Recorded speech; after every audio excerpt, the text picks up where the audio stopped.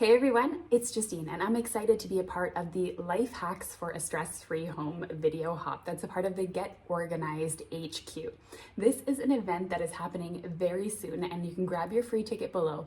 It is all about household organization from the craft room to the kitchen to anywhere in your house. Over 100 sessions that you can watch for free to help you with organization. And you all know that I'm passionate about organization, so I wanted to do a little bit of a video on my life hacks for having an organized craft room. Now, if you're not a crafter, no worries, because we're going to be talking about two very important things that have nothing to do with crafting, and that is macro and micro organizing. These are two different styles of organization, and you may be a macro organizer, you may be a micro organizer, or you might be like me and be a combination of both. So what is it exactly? So macro organization means that you're looking at the big picture of the organization. You're going to have broader categories of things. So for example, my stamps are organized in a macro organized fashion. It means that my stamps are together, but there's not really any further breakdown aside from that. I don't have them really arranged by categories or manufacturer or company or anything like that. They're just kind of sitting there one after the other. Now, when it comes to micro-organizing, that's a little bit different. This is when you are taking a look at the minute, small details. So for example, my dies are organized in a micro-organized fashion. My dies are together, they are stored together, but then they are broken down into further categories like flowers, backgrounds, sentiments, so I can easily find them and find the one I'm looking for. So today I want to give 3 tips for macro organizers, 3 tips for micro organizers, and don't forget, if you're a mixture of both, all of these are going to apply to you. Let's start with macro organizing because it's a little less complicated. My first tip is to start with defined activity zones. Create distinct activity zones within your craft room based on the types of crafts you do. For example, you're going to have designated areas, sewing here, painting here, paper crafting here. This macro level organization helps you allocate space effectively and ensure that all your crafting needs are accommodated. For me as a paper crafter who only generally has one hobby, this means, for example, having something like my die cutting station or my hot foiling station. Tip number 2 is to maximize your storage. Macro level storage solutions include having things like shelving, cabinets, and drawers to hold your equipment.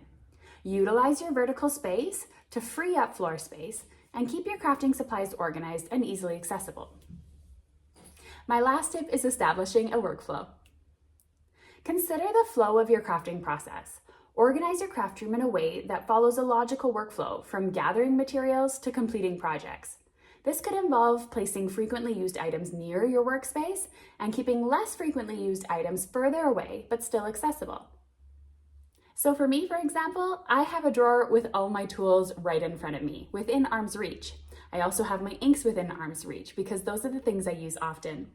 Because I don't have a lot of table space in my area, I also have 2 of my carts that I just showed you earlier, my die cutting cart and my foiling cart, that I can wheel up to me quickly when I want to do that particular technique. One of the things I also do is I keep my Christmas supplies generally in its own box, stored away until that season comes along, so that it's not taking space up during the 11 other months of the year that I don't craft with holiday supplies. Now let's get into the micro-organization categories. Now I only suggest doing micro-organizing if you're that type of organizer or if you really feel it's going to make a difference in the workflow of your craft room. So if you really feel that spending those hours and hours of getting it into the exact detail and having to put it away in that particular fashion will actually help you be a more effective crafter, then go for it. So when you're a micro-organizer and you're sorting and categorizing your supplies, you're going to go a step further than just keeping your stamps, dies, stencils, or whatever you're doing together. Even if it's more broad, like your paper crafting, your sewing, whatever. What you're going to do at this point is you're going to break it down into further categories that are helpful for you. So that might be breaking down by theme, or putting things in rainbow order, or labeling your supplies. Speaking of labeling supplies, there's hack number 2. You're probably going to be labeling everything as a micro-organizer. So I do this for quite a few of my supplies. You can also see that my drawers are actually labeled as well. Now, I've had both systems. I've had permanent labels and non-permanent labels. So if you don't like the look of having a lot of words everywhere and you feel it's chaotic, grab yourself some masking tape or removable tape and write your labels on there.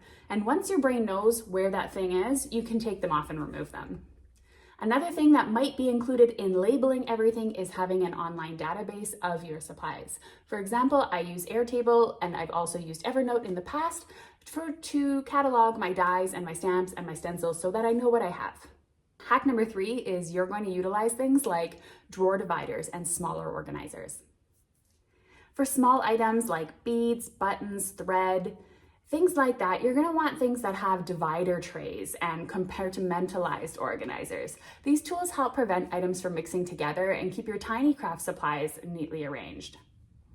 A thoughtful combination of macro level planning and micro level attention to detail will help you create a space that is not only visually appealing, but also highly functional for your crafting activities.